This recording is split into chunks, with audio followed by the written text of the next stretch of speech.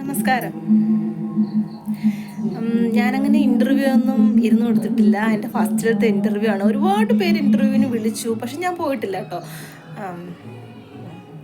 ഇഷ്ടമുള്ള മീൻ ഏതാണെന്നോ? അത് ചാള.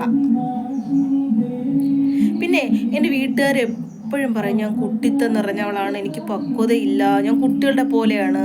എന്തിനാ എന്തോ അവരങ്ങനെയൊക്കെ പറയുന്നത്? ഞാൻ മുതിർന്നതാണെന്ന് എനിക്കറിയത്തില്ല. എനിക്കെന്തിനാ കുട്ടികളുടെ സ്വഭാവം ഞാൻ കാണിക്കുന്നത്? എനിക്ക് വട്ടാണോ?